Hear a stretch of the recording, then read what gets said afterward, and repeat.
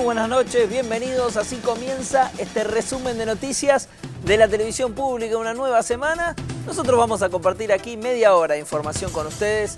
Lo que nos parece que ha sido lo más importante de lo que ha ocurrido en la Argentina y en el mundo, lo vamos a compartir acá. Y por supuesto vamos a hablar de deportes, fin de semana con mucho fútbol. Muy buenas noches, Gabriela Previtera.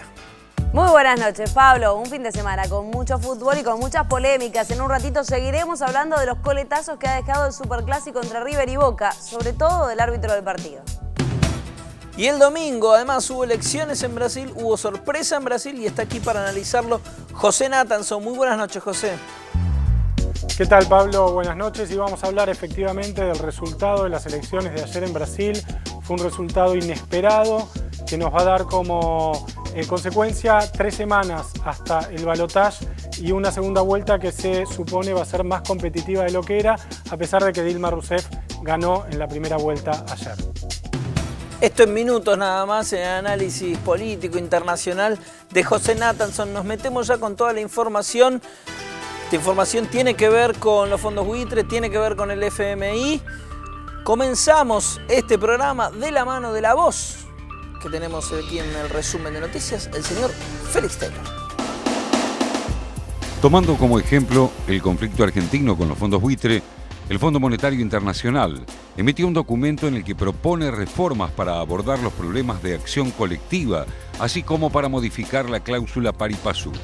El organismo además destacó que continúa preocupado por el precedente creado por el litigio con los holdouts, en tanto el juez distrital de Nueva York volvió a fallar contra la Argentina al ordenar reponer al Bank of New York Mellon como agente fiduciario de los fondos buitre y remover a Nación Fideicomisos.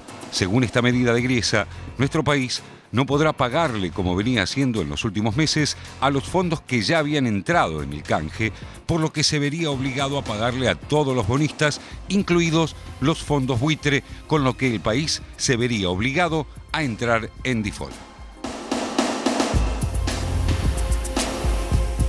El juez ahora está diciendo es que va a levantar el desacato si Argentina acepta el boni y paga. Entonces, lo que en realidad no quiere el juez es que la Argentina pueda pagar. Entonces está tomando todos los recaudos posibles, porque si no, si los acreedores de la Argentina, que no están pudiendo cobrar por la obstrucción del cobro del juez de Griesa, pudieran cobrar por mecanismos alternativos, quedaría en evidencia la arbitrariedad del juez. El flamante titular del Banco Central, Alejandro Vanoli, mantuvo reuniones por separado con los directivos de la Asociación de Bancos de la Argentina y de la Asociación de Bancos Privados de Capital Argentino. La primera actividad de Alejandro Vanoli frente al Banco Central fue reunirse con los hombres de la banca nacional y extranjera, a quien le pidió fomentar el ahorro en pesos. También les dijo que no afectará la compra de dólares y el contado con liqui, y comunicó un alza en las tasas de interés para plazos fijos que deberán aplicar los bancos sin compensación del central. Nosotros venimos bregando desde hace mucho tiempo que tenemos que darle buena respuesta al público respecto de los instrumentos a invertir en pesos. Si el tema es la tasa o no, vamos a ver cómo se comporta el mercado y si les interesa colocar al 23, 22, 24, la verdad que no lo sé. O sea, ¿Será de aplicación forzosa esa tasa mínima que les impone el Banco Central? La norma es imperativa, o sea, los bancos tienen que colocar a ese nivel de tasa que, como te decía, está fijado en un porcentual. ¿Es aceptable por parte de los bancos? Y los bancos somos el sector de la economía más regulado que hay y tenemos que, para operar de acuerdo a norma, tenemos que cumplir lo que nos impone el Banco Central. La tasa de interés que deberá aplicar la banca para plazos fijos ahorristas se ubica a 30 días del 22,89%, a 45 y 59 días del 23,41%, y los plazos fijos mayores a 60 días del 24,46%. Un segundito, Brito, puede ser. Jorge Brito, titular de Adeva y del Banco Macro, investigado por maniobras contra el peso, esquivó preguntas. Por su parte, Alfredo Piano destacó la reunión como positiva y dijo que la baja en el dólar refleja la llegada de Vanoli y que el dólar ilegal está sobrevaluado. Todo va a seguir igual. Tampoco hay ninguna idea de aumentar el precio del dólar. Y él dice que la gente está comprando para el ejército, está totalmente de acuerdo. Decir. La operatoria del contado con liqui hasta el momento se sigue desarrollando normalmente. Sí, sin ningún problema. ¿Usted considera que el blue está sobrevaluado? Sí, por supuesto. ¿Sí? Si lo deja libre se va a los caños, mijo. No te quepa duda. Todo lo que es prohibido es caro, es más caro.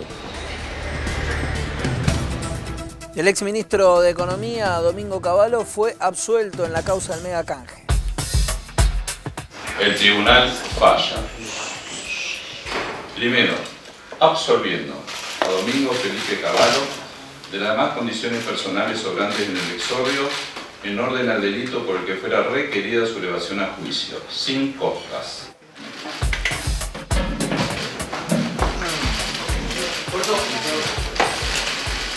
¿Qué piensa, doctor? Se ha hecho justicia. Doctor, ¿qué tiene para decir respecto al fallo de la justicia del día de hoy? Que fue justo. ¿Por qué fue justo? esperaba Tenemos el fallo justicia. de esta manera? Lamentablemente uno cree que la justicia tiene que actuar más rápido, ¿no? Estamos hablando de un hecho delictivo que ocurrió hace 13 años y estamos hablando de un hecho que provocó enormes perjuicios para todos los argentinos.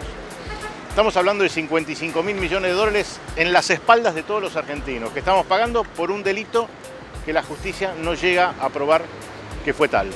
Es lamentable.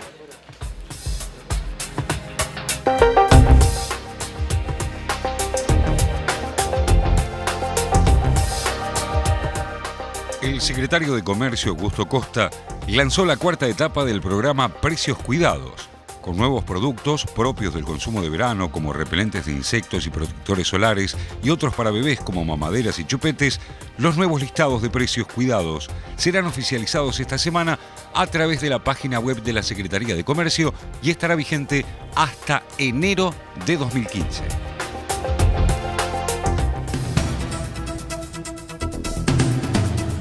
El ministro de Educación, Alberto Sileoni, anunció la iniciativa de viajes estudiantiles seguros. Esto tiene que ver con los viajes de egresados. Se contempla la puesta en marcha de una línea telefónica que es el 0800-333-0300 para consultas de escuelas y de padres. Además de un link directo al portal de la CNRT para consultar habilitaciones de micros y conductores. Viajes estudiantiles seguros. Aquel 8 de octubre del 2006 me parece que hemos mejorado mucho, pero siempre se puede seguir mejorando, ¿no? Esos chicos y esa profesora que quedaron allí en una ruta de Santa Fe por imprudencia, por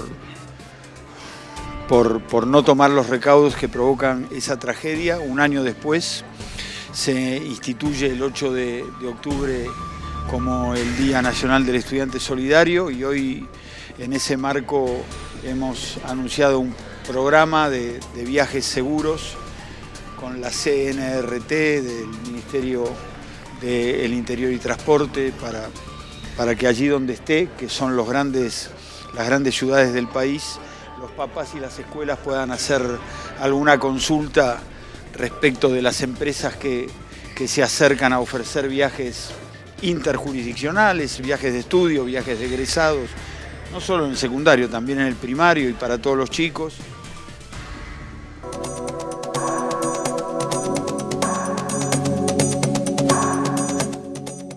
El juez Gerardo Santiquia avaló la continuidad de la imprenta Donnelly y concedió la locación de la empresa a la cooperativa Madigraf, integrada por los trabajadores, quienes podrán continuar operando la imprenta. La empresa había presentado el pedido de quiebra el 8 de agosto y le fue concedida por la justicia solo 3 días después. La AFIP consideró que la quiebra era fraudulenta y pidió que se la dejara sin efecto y se decretara la continuidad de la explotación para preservar los 400 puestos de trabajo. Ahora, los trabajadores reunidos en la cooperativa Madigraf deberán abonar un canon por la locación, como así también cumplimentar los requisitos vinculados a la continuidad de las actividades productivas y comerciales de la firma.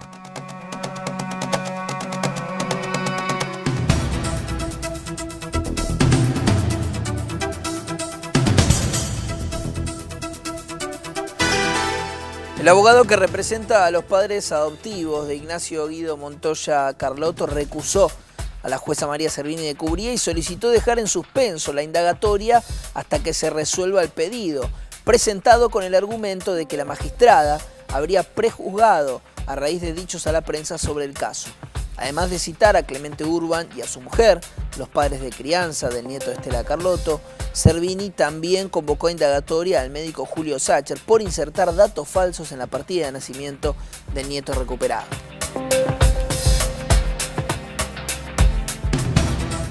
Nosotros tenemos ahora más información en este picado de noticias.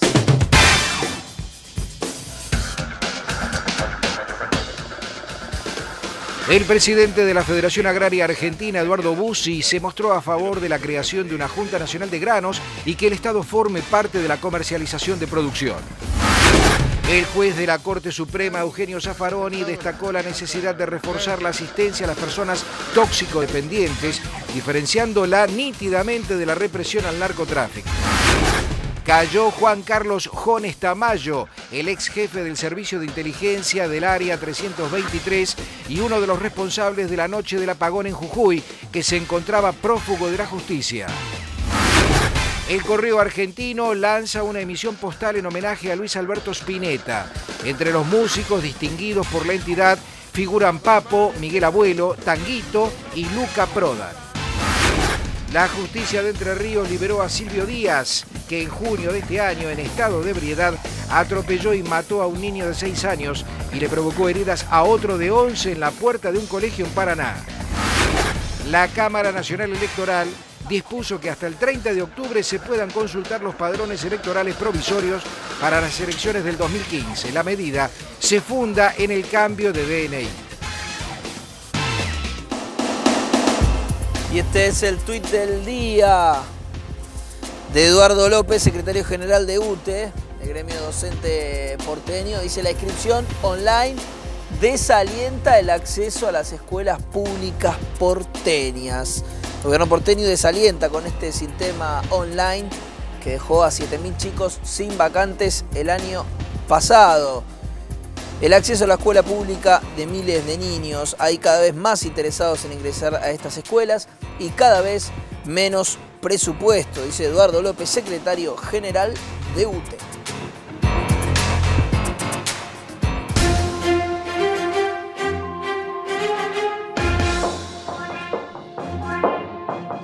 Nos metemos en el terreno internacional y nos vamos directo a Brasil.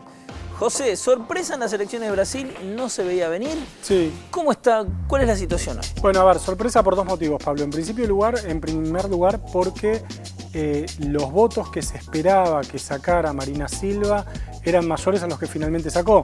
Se esperaba que sacara un 30%, algunas encuestas hablaban incluso de un 40% de los votos y finalmente sacó un 20%. Se sabía que el huracán Marina, como se le venía diciendo, se estaba desinflando, pero no se sabía que iba a llegar hasta este punto. Y la segunda sorpresa es que Dilma Rousseff sacó menos votos también de lo que se esperaban en las elecciones anteriores, presidenciales anteriores, en el 2010. Dilma había sacado casi el 47% de los votos en la primera vuelta, Lula lo mismo. Esta vez sacó apenas el 42%. Podemos ver, si te parece, la primera placa donde está reflejado el resultado de las elecciones brasileras de ayer. Ahí está Dilma Rousseff, salió primera pero no llega al 42%. Marina Silva en tercer lugar con un poquito más del 21%. Y lo que fue la gran sorpresa, que es el crecimiento de Aécio Neves, el candidato del centro derecha, del PSDB, que obtuvo más votos de lo esperado. Este es un primer resultado. De todos modos faltan 3 semanas para las elecciones, para la segunda vuelta, que va a ser una segunda vuelta más competitiva de lo que se preveía. Más competitiva porque hay que ver hacia dónde va el voto de Marina Silva, si va hacia Aécio Neves o si va hacia Dilma Rousseff. ¿Y hubo, José, ya en estas pocas horas que pasaron de las elecciones, algún reconocimiento de las encuestadoras, algún análisis de qué es lo que pasó, por qué pifiaron por tanto? Sí, las encuestadoras tienen sus excusas, como siempre. Ellos lo que dicen es que la tendencia, la caída de Marina Silva fue una tendencia que se dio muy sobre la hora de las elecciones y que por lo tanto no se podía medir. Ahora, lo que podemos ver, si te parece, Pablo, es un mapa en donde se reflejan los resultados de las elecciones por estado. Sí. Los estados que están marcados en rojo o en rosa son los estados en donde ganó el PT, donde ganó la candidata Dilma Rousseff. Los estados que están marcados en color azul o en celeste son los candidatos los estados en donde se impuso la derecha, la oposición, Aécio Neves. Los dos estados amarillos, que son Acre y Pernambuco, son los estados en los que ganó Marina Silva. Ahí vemos muy claramente cómo el voto se dividió geográficamente, es decir, el norte y el nordeste de Brasil, las zonas más pobres, las zonas más castigadas, las zonas más negras, se volcaron muy mayoritariamente a favor de Dilma Rousseff, mientras que el sur, es decir, los estados más ricos, los estados más integrados al mundo, más globalizados, más productivos, más blancos, votaron muy mayoritariamente a la oposición. Este es un primer análisis de los resultados, me parece que es bastante gráfico cómo se dividió geográficamente el voto. Ahora podemos ver la siguiente placa, que lo que hace Pablo es cruzar dos temas. El porcentaje de voto a Dilma Rousseff con el porcentaje de población que recibe el Bolsa Familia. El Bolsa Familia es el programa social estrella del gobierno del PT, es decir, el programa más importante, llega a casi 45 millones de personas. Es una especie de asignación universal, en realidad es anterior a la asignación universal por hijo, que se le da a los chicos de los hogares más pobres.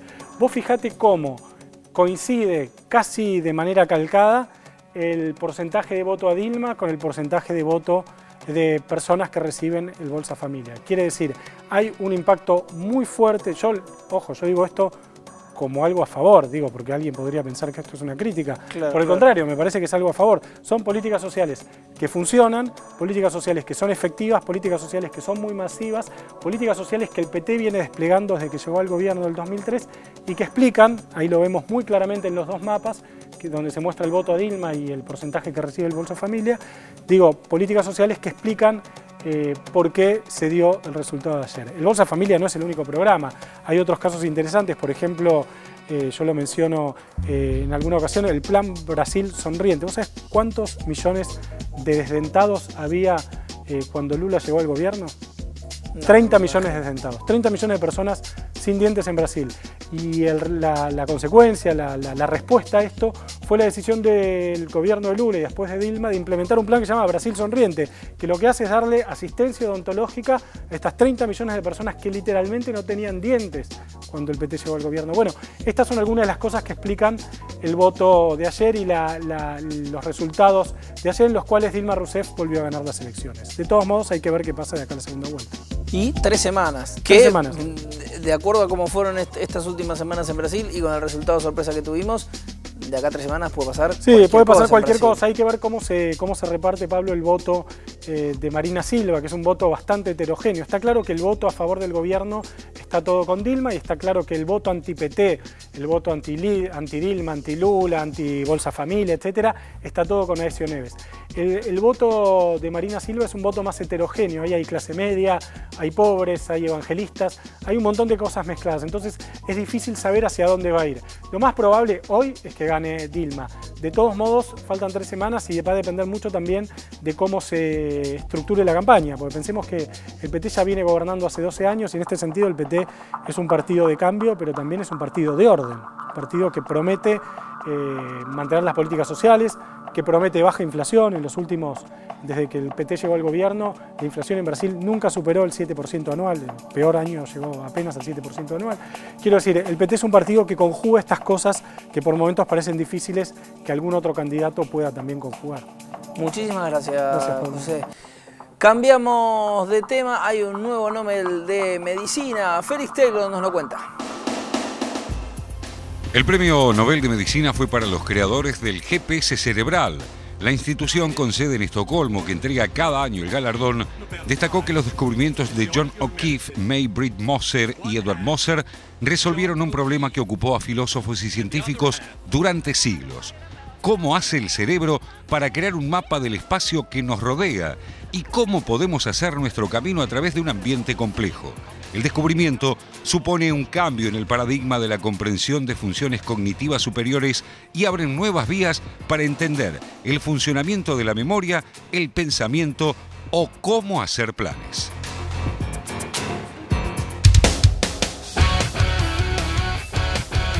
Deportes en este programa, y si hablamos de deportes en la Argentina en las últimas 24 horas, hay que hablar del Superclásico. Sin lugar a dudas. Sin te lugar diría a dudas. que prácticamente por las próximas 48, 36, Vamos 72 también vamos a seguir ¿Cómo hablando llovió, del superclásico del fútbol argentino. Hoy parecía un día totalmente distinto y ajeno a lo que fue el fin de semana. Impresionante. Impresionante lo que ha llovido en la jornada de ayer, domingo, y un superclásico que para muchos, entre los que me incluyo, no debería haberse jugado por las condiciones en las que estaba el terreno de juego. Tal es así que se han hecho eco desde la AFA y concretamente el director de arbitraje de la AFA ya ha confirmado que va a ser parado el árbitro del partido. ¿Por qué? Porque tuvo muchos errores y el primer error para él, estamos hablando en este caso de quien es el presidente de arbitraje, el director de arbitraje, Miguel Sime, que tiene la Asociación del Fútbol Argentino, el primer error para él es que se haya jugado este partido. Eso es algo que yo no entendía, Gaby, a ver si vos me desasnás. A ver. Escuché mucho esta crítica de ¿y por qué lo jugó igual? Cae todo el peso sobre esta sola persona. Era el único que tenía que decirle a toda esa gente que estaba llenando la cancha de River que ese partido se iba a suspender. No tenía con quién hablarlo. A ver, el árbitro del partido tiene su terna arbitral, que consiste en los 2 líneas, el 1, el 2 y el cuarto árbitro. Como árbitro que es, tiene incidencia directa en lo que pase antes, durante y después del partido. Cualquier cosa que pase, incluso hasta en los vestuarios, en la antesala de los vestuarios, entre los jugadores puede ser sancionado. En este caso, tenía que ser él el que tome la decisión. El problema es que con los intereses económicos que hay habitualmente alrededor de partidos tan importantes como este, no sentía que tenía respaldo y por eso no tomó la decisión. De hecho, los presidentes de los clubes se reunieron un rato antes del partido. La idea era, por un lado, que se juegue el día lunes, o sea, hoy, pero de parte de Boca dijeron, bueno, se juega hoy sin público. Tampoco pasó. Por lo tanto, se jugó el partido, hubo una serie de errores, entre ellos esta, la roja a Fernando Gago por una mano que no existió, cobró penal para River que después Mora no convirtió y por eso entonces va a ser parado de la próxima fecha Mauro Vigliano, va a salir el jueves la designación de árbitros, pero esa es la noticia del día. Empataron 1-1, River sigue siendo el único puntero, único invicto que tiene este campeonato local y hoy, tras el entrenamiento en el Estadio Monumental, habló Germán Petzela.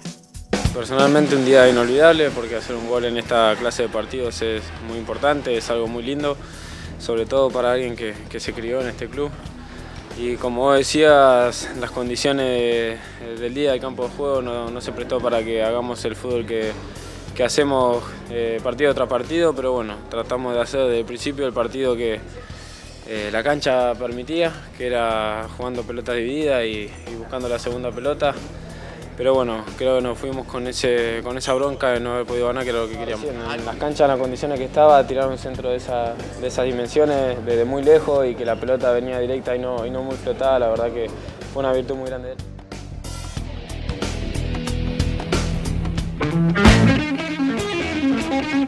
Aunque todos sigamos hablando del superclásico, la fecha número 10 se ha cerrado hoy con un equipo como Independiente que tenía que ganar para quedar a un punto nada más de River. No pudo con Godoy Cruz, que a los 7 minutos se ponía en ventaja. 1-0 arriba estaba el Tomba con el gol de Fernando Zucchi.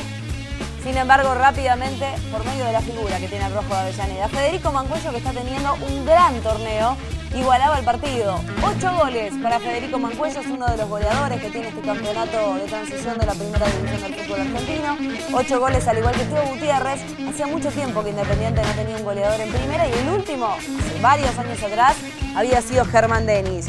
1-1 estaba el partido, nos vamos al complemento donde Rubén Tito Ramírez, un ex Racing entre otros, decretaba el 2-1 parcial y de esta forma el Tomba se ponía en ventaja y lograba salir del fondo de la tabla de posiciones. Si bien no es el último, está entre los últimos 3, puesto 18 para el de Mendoza, al conjunto de Mendoza de 20 equipos. Y sin embargo, sobre el final aparecía Alexis Zárate, uno de estos chicos que estuvo involucrado hace varios meses atrás en un hecho que no ha quedado de todo claro, que lo acusaron de violar a una chica, de estar metido en el medio, por un tiempo no jugó, después regresó y hoy ha vuelto al gol. 2-2 terminó el partido, Independiente sumó, pero está tercero en la tabla de posiciones. Por el contrario, Godoy Cruz está entre los últimos con 9 unidades. El único escolta que tiene River es Lanús, que hoy logró ganar 2-1 como visitante en Rosario frente a Central. Silvio Romero iba a marcar el primer tanto del partido, iban 34 minutos, casi 35 de la primera etapa, cuando se ponía en ventaja el conjunto conducido por Guillermo Barros Esqueloto. Y el 2-0 iba a llegar después de este tiro libre. Matías Martínez decía que el encuentro estaba 2-0 y de esta forma Lanús es el escolta que tiene el campeonato. Después iba a terminar sufriendo y mucho, porque Central, que será rival este jueves de River por Copa Argentina, iba a llegar a descontar y sobre el final podría haberlo empatado. Descontaba, en este caso, Walter Acuña, 19 minutos del segundo tiempo. Y tuvo varias más Central, sin embargo, no iba a poder marcar la igualdad. Ganó Lanús, insisto, es el único escolta que tiene River. Y lamentablemente allí veíamos cómo se arrojaban algunas cosas desde la tribuna y terminaron golpeando al jugador de Lanús, que por suerte no pasó a mayores. Dejamos el fútbol de lado y nos metemos en el automovilismo porque se va a correr un rally histórico. A partir de la jornada de mañana estamos hablando de la 12ª edición del Gran Premio de Rally Histórico de la República Argentina, que está organizado, por supuesto, por el Automóvil Club Argentino, con su presidente Jorge Rosales. Tendrá inicio en Posadas, va a recorrer por primera vez varias rutas de la Mesopotamia argentina y tendrá como hecho histórico, más allá de que participen 244 autos, cuyos participantes van a tener una acción solidaria porque tienen que donar 5 kilos de alimentos no perecederos, la particularidad es que van a participar muchos autos históricos y el que mejor tiempo tenga de ellos es el que se va a adjudicar entonces este gran premio de rally histórico que se va a correr a partir de mañana en la República Argentina. Va a partir de Posadas y va a atravesar distintas ciudades como San Vicente, San Pedro, Bernardo de Irigoyen, Andresito, Wanda y va a finalizar en Puerto Iguazú. Hasta aquí el primer bloque del resumen de noticias de la televisión pública. Nos vamos al corte y nos vamos viendo un nuevo videoclip de Ismael Serrano, que fue grabado aquí en la Argentina y es una canción dedicada, pensada, reivindicando las cooperativas luego del 2001. La llamada de Ismael Serrano. Nos vamos al corte, ya venimos.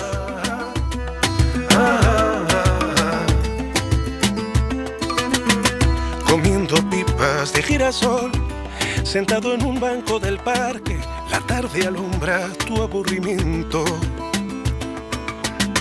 No era esto lo prometido, niño perdido desde el andamio, todo tu barrio te veneraba.